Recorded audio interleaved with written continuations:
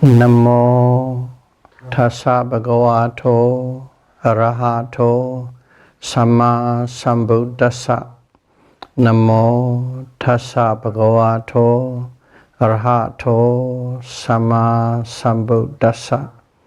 Namo tassa bhagavato arahato samma sambuddhassa.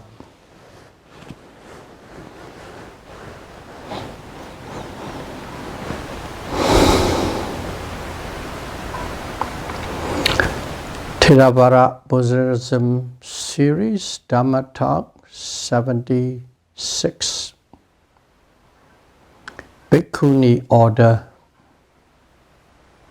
in the fifth Vasa year of the Buddha.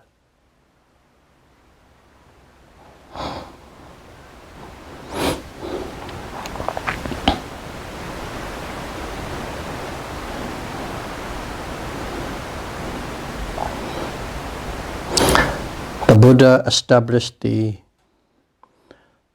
first Bhikkhuni order, female monk, in the year of his fifth Vasa, after his enlightenment.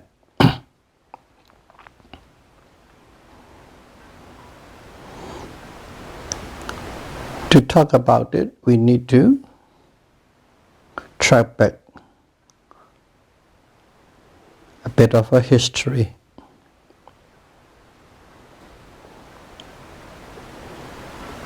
Princess Mahamaya, that's Buddha's biological mother, and her younger sister Mahapatipajja Gautami were wives of the King Suddosana of Kapilavatthu kingdom.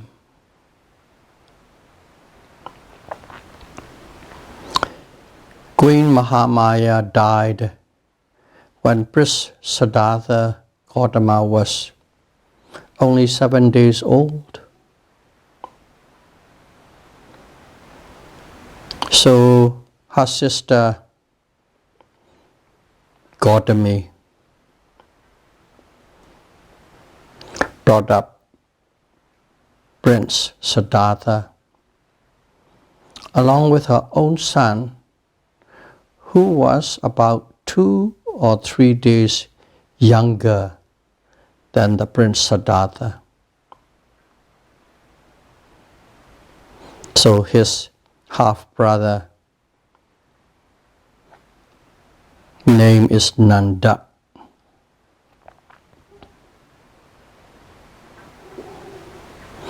Later,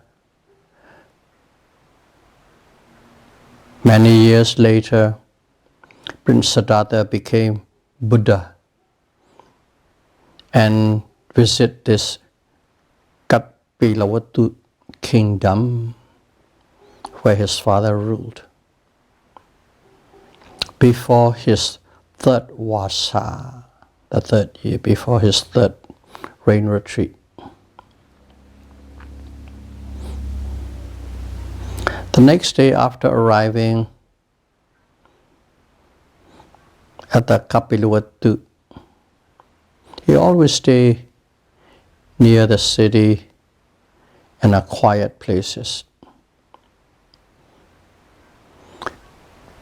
After arriving the next day, he went for an alms round.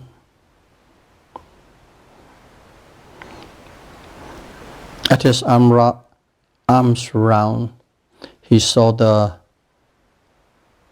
king, the Buddha's father, Suddosana. Actually, the king came out to invite the Buddha to a meal at his palace the next day. But right there on the spot, the Buddha gave a Dhamma talk to his father after listening and on the spot contemplating, the king became the first stream winner, Satipatthana.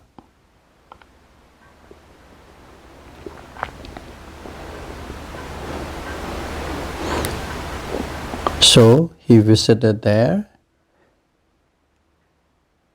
before the third Vasa.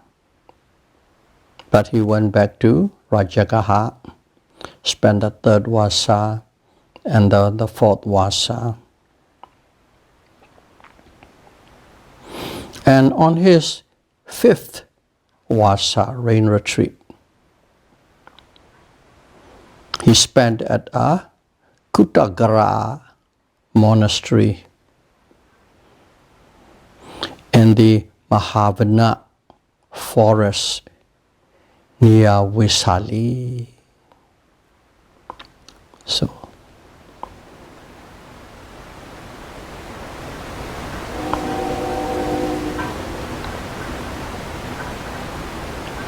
the year of the fifth Vasa was significant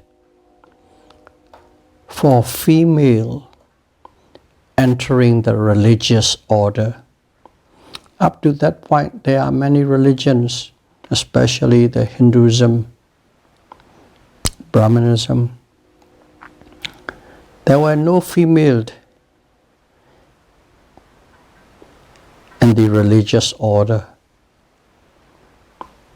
Female are considered a second class. That's why it's a very significant year for the female.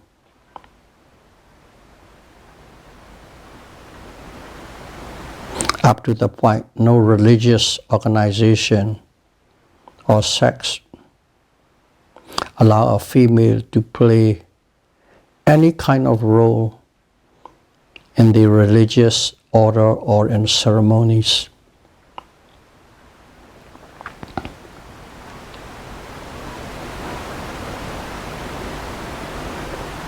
The same year, King Sudarsana,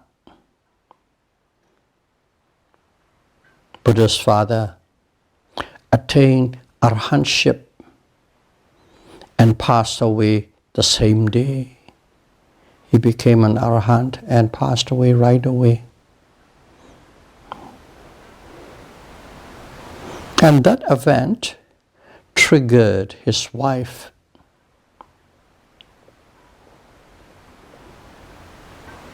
Mahabhajapati Gautami, his wife, to renounce the world and become Bhikkhuni, female monk. The husband died. The son is a Buddha. And he's tired of all these worldly activities. So she wanted to become a female monk. But there was no female in any religious order up to that point.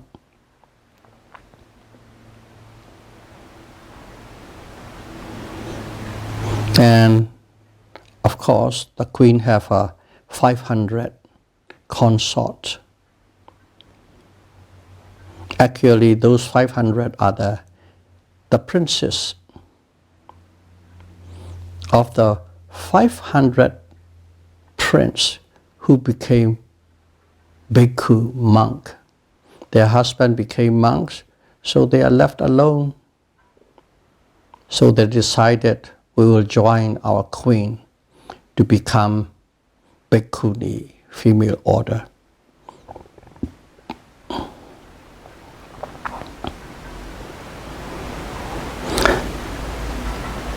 The queen requested the Buddha to allow her and her 500 princes to be allowed to become a female monk. Her first attempt, the Buddha refused it. Looking back from us now, the Buddha refused it because, number one, there was no female in any religious order. And secondly, it was his stepmother. So people might look at it as a favoritism. Because of that, the Buddha allowed it. Buddha foresee these events, so he refused it. No, I can't allow you. But the queen was determined. What the queen and the 500 princes did was they shaved their heads. They wore the rugged, dyed cloths.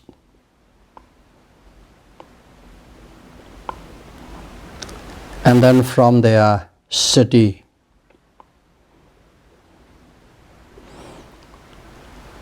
to where the Buddha is residing now, which is another place in Vaisali. The queen is in a Kapilavattha. And they shave their heads, change their clothes to dyed clothes, and walk to Vaisali. They march on. Then when they arrive there,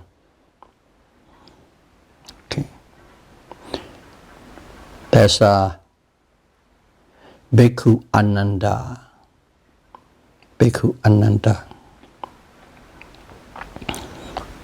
Talk to the Bhikkhu Ananda, and with the support of the Bhikkhu Ananda, and setting the whole situation straight out front, in front of the Buddha, and requested again to allow them to order, to admit to the order.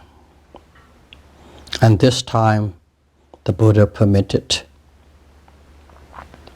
Because the whole country knew what happened, how it happened, how determined these women are.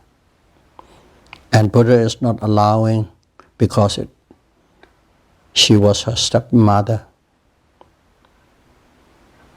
But because of their effort and the desire to renounce the world, the Buddha permitted it.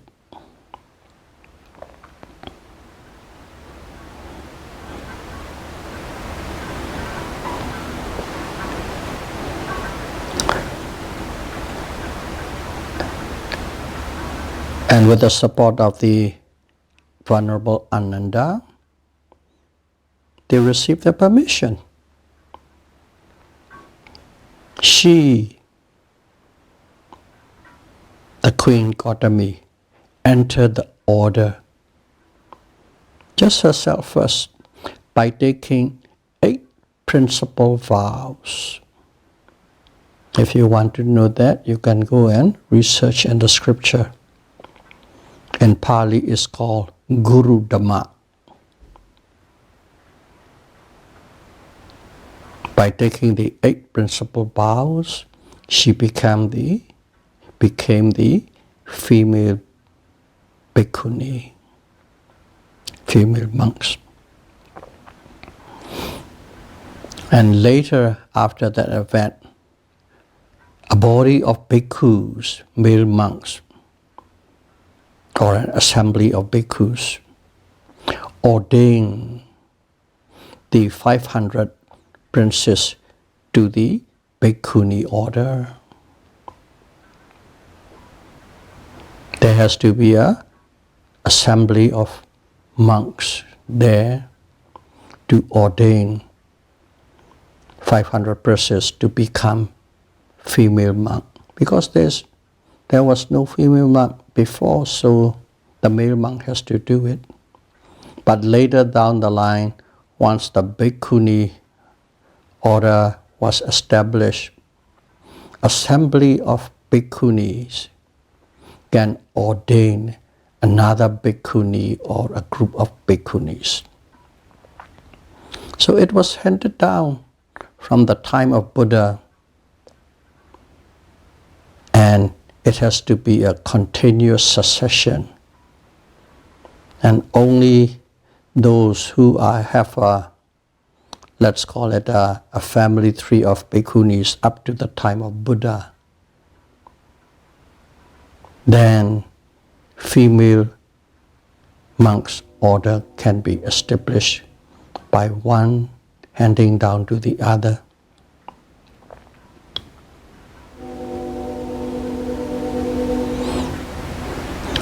But the Buddha didn't allow the Bhikkhunis to stay in a forest setting.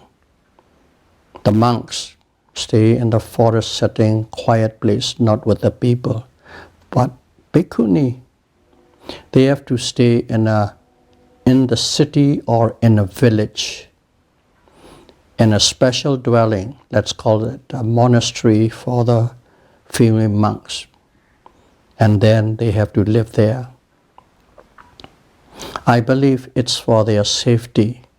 First of all, there'll be a lot of backlash, a woman becoming into the order of Bhikkhuni.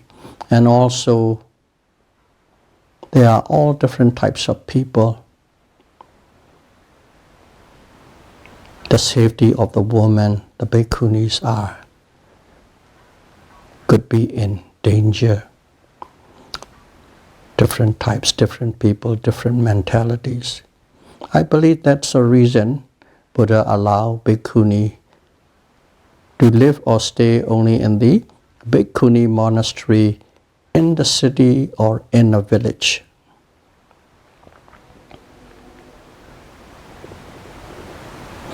Now, the full name, Mahabhajapati Gautami. Basically, it's the mother of the Gautama Buddha.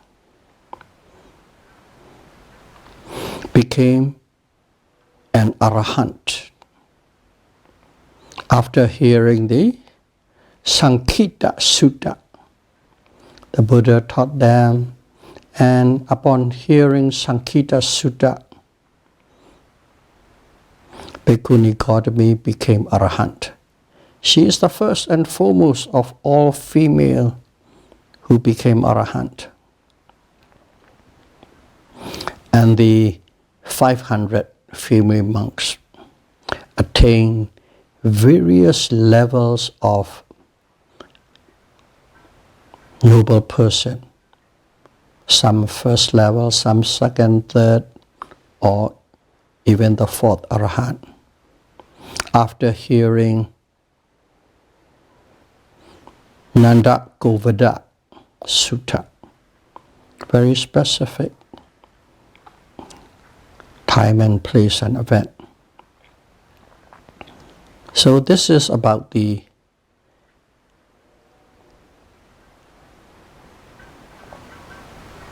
female monk Gautami and the 500 princesses.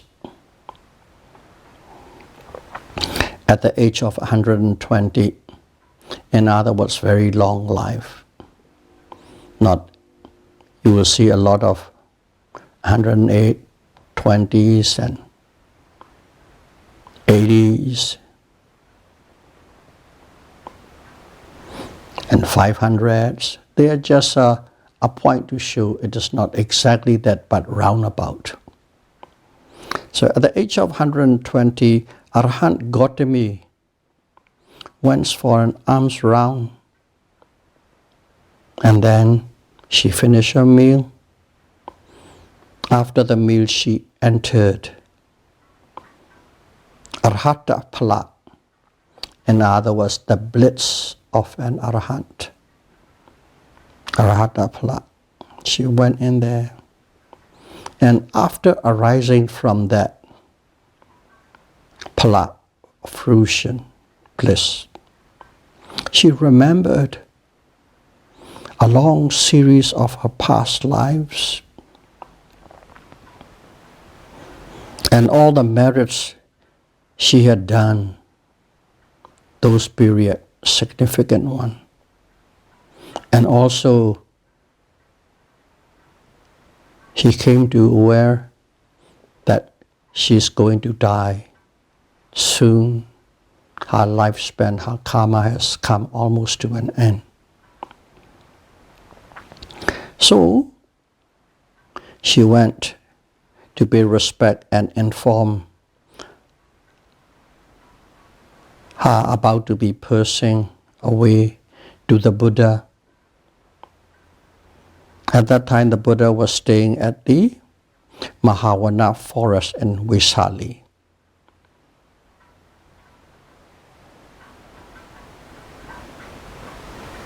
And also she bid farewell to her colleagues, the two chief disciples, Venerable Sariputta and Venerable Mahamoggallana. She's not over or under, she's a colleague to that of the male counterpart. And also she bid farewell to Arahant Nanda, who was a son, and also Arahant Rahula. Rahula is a son of Buddha, her grandnephew, also a Arahant. And then to her nephew, Venerable Ananda.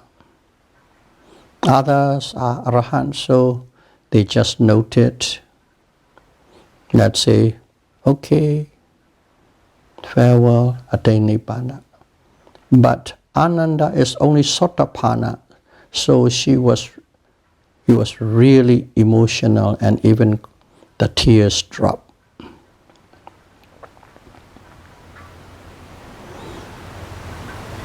At that time, the Buddha asked her to show supernormal power that she possessed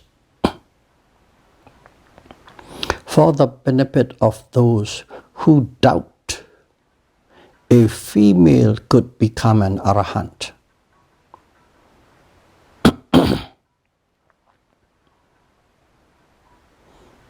So she displayed a very high level of psychic miracles with her psychic power. And the audience, most of them are monks. They are in awe to witness this wondrous supernormal power that she displayed. And then they asked her, to what extent of merits you have done in the past give you such kind of powers and abilities?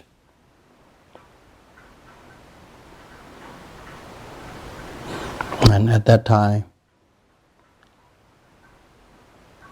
the Bhikkhuni Gautami, who was an Arahant, told them a whole series of good deeds she has done.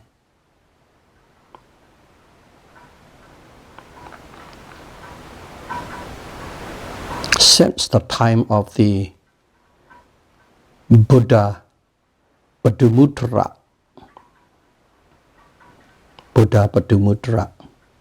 down to her current existence, the significant event that is related to why she attained such powers, miracles, because it's a parami that came along with it. And after she told them about the past life stories, she went back to her monastery and then passed away. Monastery is in a Vaisali city, inside the city. The Buddha is in the outskirts in the forest. And she took Parinibbana, entered Nibbana. At her funeral, even the Buddha followed her funeral procession. It was a great loss to the people, especially females, because most of the females went to the female monks to learn. A lot of them enter the order because of her effort. And of course, the 500 princes, arahants. And out of a whole series of these stories, we are going to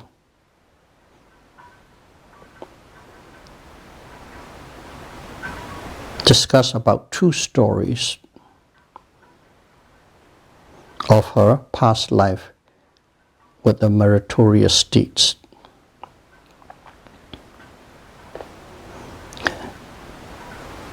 Okay, one of her life, and actually that is the first time she entered the path, the road to the path, let's put it this way. So this future Mahapajapati Gautami, at that time it was a different name, belonged to a notable, important family at the time of Patumuttara Buddha. At that time, she witnessed that Buddha was honoring a foremost arahant Bhikkhuni. The same thing at that time too. There was a female monk, the first female arahant monk. And that Buddha was honoring that person. She saw that. It inspired her. And because of that, she made a special offerings to the Buddha Patumuttara, and wished that she could have the similar distinction in the time of a future Buddha. You say, may I become the first female arahant at the period of a future Buddha. That was her wish. And that Patumuttara looked into the future and see her parami, and she prophesied, yeah, your desire will be fulfilled. It will become true. That was the first time she wished, because of the inspiration, to witness a ceremony.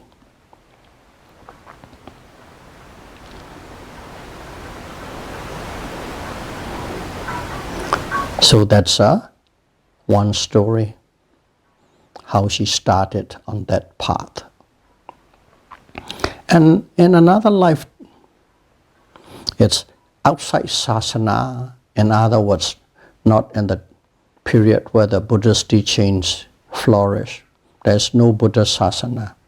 Outside sasana, she was born as a head woman of a water carriers and enslaved person.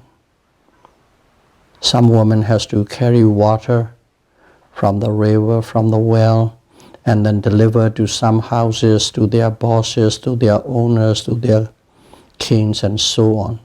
So there are a whole army of them, and she was the head enslaved person.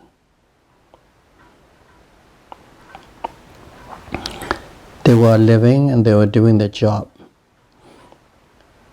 And at one time, a rain retreat got closer. Rain retreat is people basically slow down traveling during the rainy season, monsoon rains. There was no Buddha sasana, but always in those periods, there's always a silent Buddha arising here, arising there. People who practice on their own and become a silent Buddha, which means they do not preach about Buddhism, but they are Buddhas, but no teaching. And 5 silent Buddhas, when it gets closer to a rain retreat. And in fact, in the scripture it said, these 5 silent Buddhas live in a Nandamuk caves. From there, they came by air, which means flying, and then drop down when it get closer to the city so that people will not see or suspect or make waves.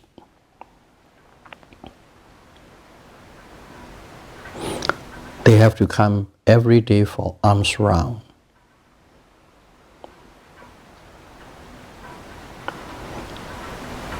And there's a code for them too, even though it's not a Buddhist sasana. These silent Buddhas know all rules and regulations and codes. According to the code, they sought assistance from a well-to-do people for 5 huts, 5 little meditation huts, because they have to live there in a dwelling which has a roof and a door. That's a code. So they need a little 5 meditation huts. There's a roof over it and 1 door in and out. They don't mention about window, that's it.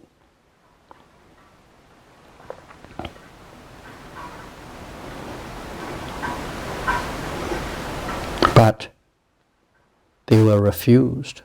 Yeah, we would love to help you, but we are busy or this or that. They were refused. So they refused, they went on. But that head woman of the water carrier saw the whole incident. So she approached the silent Buddhas and asked whether enslaved person, in other words slaves.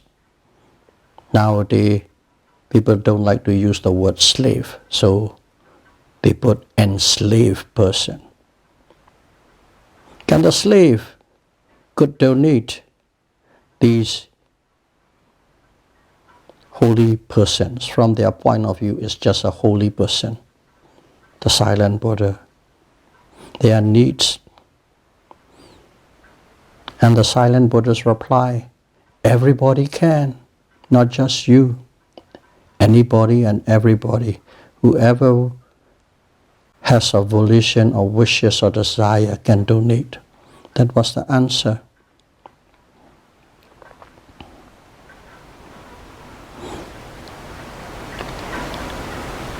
And also, once she got the answer, she also invited them. Please come for a meal tomorrow. You don't have to go for alms round. Please come to us for the meal. And so the silent Buddha went back home to their caves.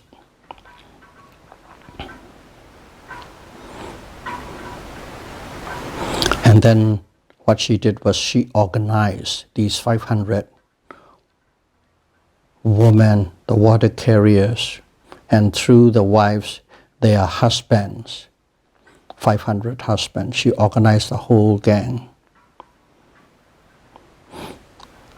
to build the modest rain retreat buildings. 5 rain retreat, a modest site. So basically, about 1,000 people went out, cut the bamboos, cut the trees, cut some grasses, and build it up in one day.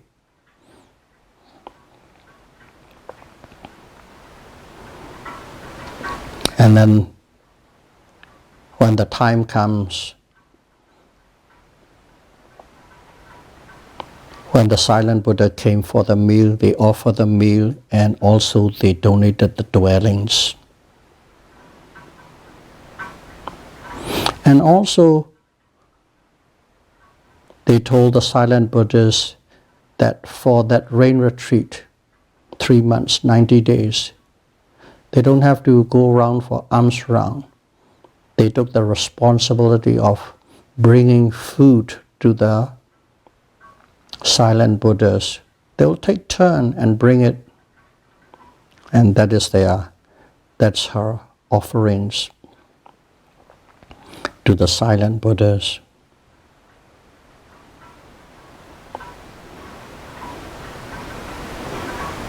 And when the rain retreat getting closer, she asked all the women to weave some rough cloth.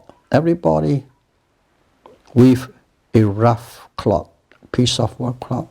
She collected them and went and exchanged for 5 pair of ropes.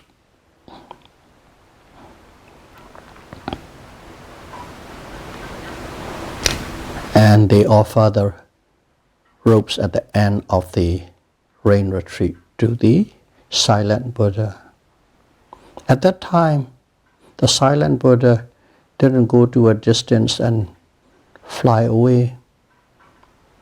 They rose to the sky right under their nose and flew away to their cave.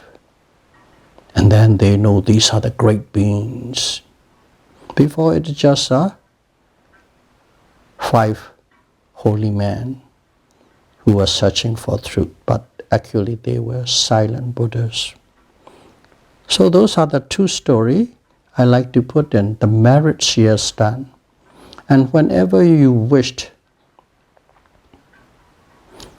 at a Buddha or a silent Buddha or an Arahant, because of the purity of kilesa, mental defilements, the power is so strong that wishes come true. There are many stories, of course. Because of the time limitation, I will stop these 2.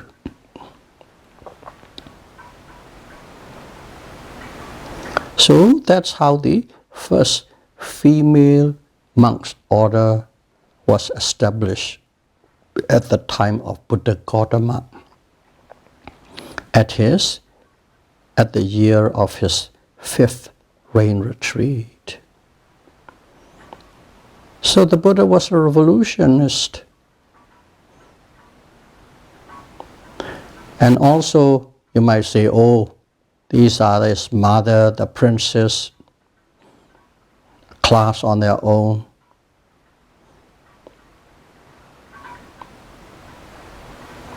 And that is not true. Because of that, just to prove a point, I will tell another Bhikkhuni story. Not a story, just a brief statement. Because to enter to the Bhikkhuni order, there's no discrimination, there's no class discrimination. Anybody can become a Bhikkhuni. All it needs is a strong desire and commitment to the order. So to support the point, here's a story. There's no class discrimination.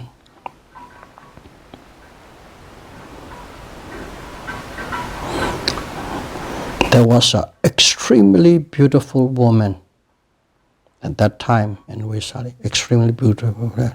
So everybody was after her to get her.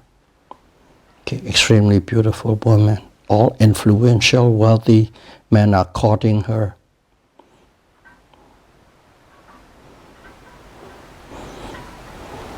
And her name was Ukkalavana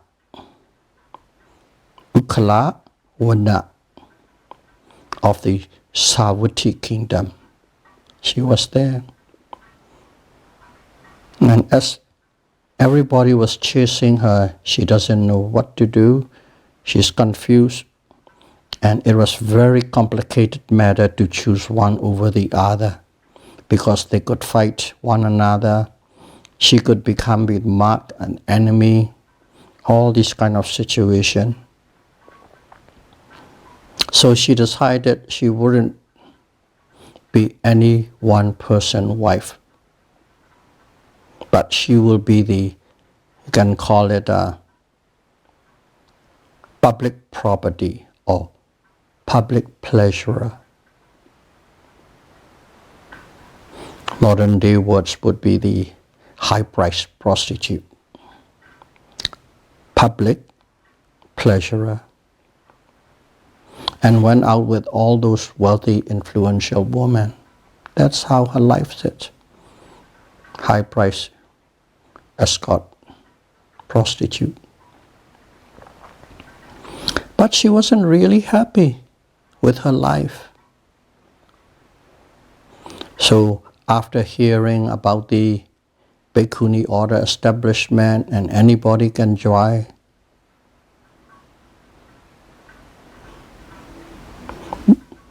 this Okalawana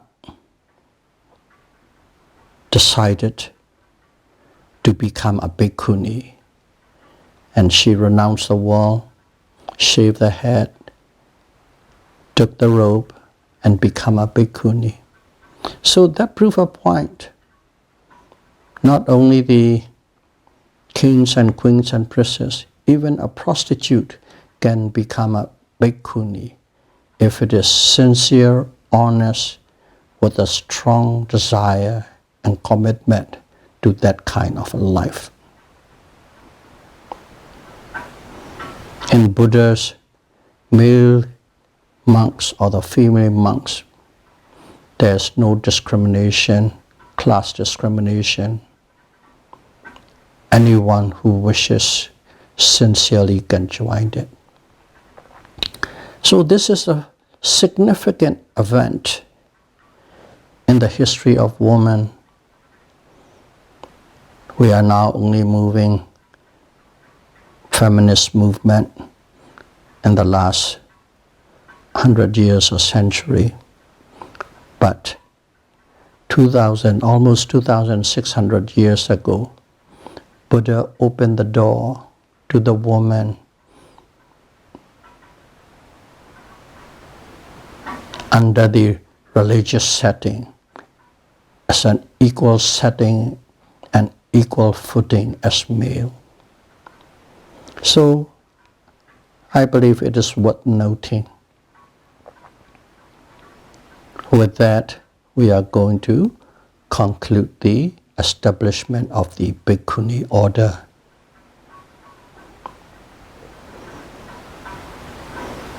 May all of you be able to get inspiration in the fact there is no man or woman,